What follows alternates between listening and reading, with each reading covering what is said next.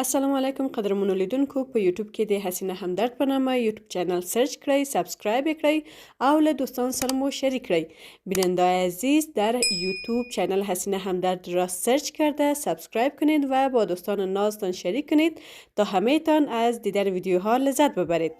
گلون خویند و مهربان ورونو او قدرمنو مشرانو، یو ځل بیا هم زما سلامونه ومنئ. هر چیرې چې خوشحاله او آرامه اوسئ که په افغانستان کې یا د افغانستان بهر شپې ورځې مو په خوښۍ او په خوشحالۍ او صحتمندۍ در باندې تېرې شه. نن د هوت 10مه نیټه وه چې په کابل کې هغه کسان چې په کابل کې ژوند کوه تاسو شاهدان وئ چې ټوله ورځ اسمان وریځ وه او اورښت دومره نه کېده، خو بیا وروسته له ماسپښین مازدیګره اورښت شروع شو. نو په داسې ورځ کې ډیری کله په کور کې زړه په تنګ کېږي او د انسان خوښېږي چې د کوره بهر لاړ سي یو چیرې په چکر باندې او یا هم حداقل بهر لاړ سي لږ څه وګرځي. نو زه خو همداسې یم، زه نه پوهېږم چې تاسې به څنګه اوسئ، راحته به یې که نه. خو زما هم یو مې باراني ورځ، واورینه ورځ او شین اسمان خوښېږي. نور نو دغسې چې اسمان زړه یې ډک اوسي، زه فکر کوم چې د اسمان هم زما زړه او ذهن ډېر ډک اوسي، نو د هغې لپاره په کور کې هېڅ طاقت مې نه کېږي. کور ودان خیر دې اوسي. د هورې پلارجان ماسپښین قضا و، نو ویې ویلې چې ځه لاړ سو هوره هم واخلو او بیا به یګان خوا ته لاړ سو. هوره جانه مو له کودکستان څخه واخیستله او حرکت مو وکړ. د کابل جان قرغې سیمې خواته روان یو. تاسو پوهېږئ چې په پسرلي کې یا په اوړي کې دغه ځایونه ډېر ښایسته کېږي، ډېر ښایسته شنه کېږي. دلته د سړک په غاړه چې ګلانو ونې دي دا ډېر ښه زرغونېږي او شنه کېږي. خو اوس هم ښه دی، ورو ورو نو د شنه کېدو په حالت کې دي. تاسو وینئ چې دوکاندارانو څنګه ښې د سړک غاړې ته داسې چپرۍ وهلې دي. او لیدونکو تاسو پوهېږئ دغه مکتب د نجونو د وحدت عالي لیسه ده. ما دویم، دریم او څلورم ټولګی دلته ویلی ده او متاسفانه په څلورم ټولګي کې بیا زه په همدې مکتب کې په موټر ووښلم او پښه مې خوږ شوله چې تر اوسه یې چا پاتې ده او یو بده خاطره ورنه لرم. خو ښه دوران و او ده هم د کابل جان ښکلي سړکونه او ښکلي سیمې. تاسو وینئ چې ټول خلک روان دي. هوره جان هم ډېره زیاته خوشحاله ده. تاسو یې غږ اورئ.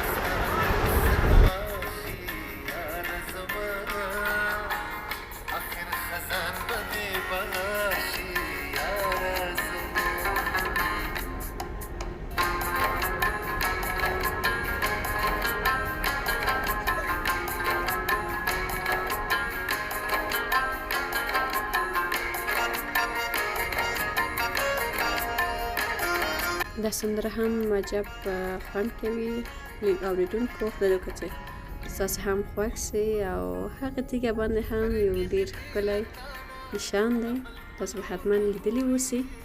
او د قرغې سیمه د کابل یو له تاریخي تفریحي سیمو څخه ده چې ډېر زیات د کال په لړ کې سیلانیان راځي. هم هغه کسان چې افغانستان کې اوسېږي، افغانان او حتی د افغانستان بهر ډېر سیلانیان راځي د دې سیمې لیدلو ته. په نورو موسمونو کې په ژمي کې هم ښکلې وي، کله چې واوره اوري، خو متاسفانه سږ کال تاسو وینئ لیدونکو چې د قرغې د بند اوبه ډېرې زیاتې کمې شوي دي. یعنې پخوا په دې اندازه ما هېڅکله نه وې لیدلې. دغه کومې سیمې چې وچې دي دغه ټولې به اوبه وي. تر دې حده ته 2-3 کاله مخکې 2 کاله مخکې دا ځایونه ټول اوبه وله، خو متاسفانه سږ کال یې داسې وچه اوبه شوې ده او بند ډېر وړوکی شوی ده. دلته یو اوښ هم دی، تاسو وینئ چې کرار هلته ناست دی او ډوډۍ یې خوړله. ملګرو ته چې تفریحي سیمو ته د ښځینه اجازه نشته، نو موږ هم بیرته حرکت وکړو. یوازې یو دوره مو پرې ووهله او دلته مو هم وغوښتل چې لرې مو د زړه لږ څه شورنخود واخلو او د قرغې ته چې څوک لاړ شي شورنخود او پکوړې ونخوري دا خو هېڅ امکان نه لري. ما هم دلته یو ډېر وړوکی ښکلی پاپیګک ولید. تاسې ګورئ چې څومره قندولک دی. د هورې پلار ته مې ډېر تاکید وکړ چې ورسي راته راوړي، خو ویل چې نه هغه چټل دی او امکان لري چې هوره پرې مریضه سي. نو دا هم خوندوره ترخه چتني او ورسره هم پکوړې لرې مو د زړه نه، چې زه مطمئن یم هغه کسان چې د قرغې په لار کې دا خوړلي اوسي نو حتما یې خوښېږي او د خوښې وړ یې ګرځي.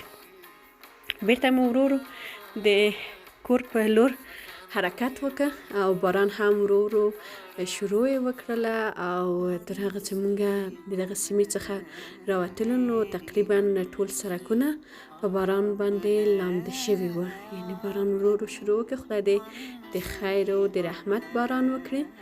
انشاءالله چې د همدغو ورښتونو بارانونو له امله راتلونکی کال مو زرغون کال اوسي او وچکالي ونه اوسي لکه تیر کال متاسفانه چې ډېره وچکالي وه. نو دعا به کوو چې دا څه موده نوره هم چې د ژمي پاتې ده د خیر اورښت دې وسي، واورې دې وورېږي، بارانونه دې وشي، خو د خیر اورښت. د هغه څو ورځې هم تقریبا په 14 ولایتونو کې د اورښت وړاندوینه شوې ده، خو خدای دې وکړي چې د خیر او د رحمت باران وسي. ګورئ چې اسمان وریځې ډېره تیاره شوې ده او باران ورو ورو په تیزېدو کې دی او تیزېږي. لیدونکو دغه اپارتمانونه چې وینو څومره ښه په رښتیا هم د یو افغان په حیث باندې زړونه مو ډېر ښادېږي چې وطن کې مو دومره آبادي شوې ده او دومره کار شوی دی. خدای دې لا آباده ودانه لري او خدای دې وکړي چې نور هم وګړي مو پرمختګ وکړي او هم مو هېواد همداسې هم زرغون اوسي او هم پرمختګ وکړي او داسې ښکلی دا خو نه اوس به تاسو وینئ په تصویر کې په ویډیو کې هغلته ښکاري لرې نه ښکلي ښکلي اپارتمانونه جوړ شوي دي. لږ څه سړکونه مو خراب دي. تاسو وینئ چې زما ویډیو هم ډېره ښوري ځکه چې سړکونه ښکته او پورته دي. چې هر څومره کوشش کوم چې تلیفون کلک په لاس کې ونیسم تر څو چې ویډیو ونه ښورېږي او یو ښه کیفیت سره تاسو سره ویډیو واخلم، خو نه کېږي. ګورئ دغه اپارتمانونه یا لوړې ودانۍ څومره ښکلې ښکاري او انشاءالله چې همداسې ودانې دې اوسي. دا هم د افشارو سیمه ده لیدونکو، د افشارو بازار دی. یو وخت دلته هم زمونږ کور وه. د دې ځای نه هم ډېرې خاطرې لرم ځکه چې ماشومتوب مې د خوشحال خان په سیمه کې تېر شوی دی. البته هغه وخت چې مونږ دلته وو دا ودانۍ دومره نه وې، شاید هم لږ لږ د جوړېدلو په حالت کې وې. تقریبا ما تر 12مه پورې مکتب چې شعر لوستلی ده نو همدغه سیمو کې به وم او ځکه د مونږ کور خپل نه و نو همیشه به یو سیمې نه بلې سیمې ته به تللو او کډه به مو کوله. نو خوشحال خان، افشار دا سیمې ټولې راته ډېرې کوڅه په کوڅه بلده یم او معلومات یې راته شته ځکه همدې ځای کې مکتب و. نو لیدونکو ویډیو مو هم ورو ورو پای ته رسیږي. مونږ هم بیرته د کور په لورې روان یو. ډېره زیاته مننه کوم چې ویډیو مو راسره ولیدله. د کابل جان یو لنډ چکر مې په تاسو ووهه. خدای دې وکړي چې د مسافرو لږ څه تنده پې ماته شوې اوسي. پوهېږم شاید دومره به په ښه کیفیت سره مې تاسو ته ویډیو نه یې اخیستې او یا هم داسې ښې سیمې واضح درته وښیم، خو تاسو پوهېږئ چې اوس لږ څه مشکلات شته د ویډیو د ثبت مهال. دا هم د کابل جان رابندۍ دي چې لارې بندې دي نو هغه نور سړکونه بیا هم ښه وه، فرصت و د قرغې په لاره. او دا هم ښکلې د نړۍ نقشه په دانه باغ چرایي کې یا هم د ښځینه بڼ مخامخ څه دی او شاته هم څومره ښکلې ودانۍ ده. نو خوشحاله او ارامه اوسئ. په لویه لجن مو سپارم.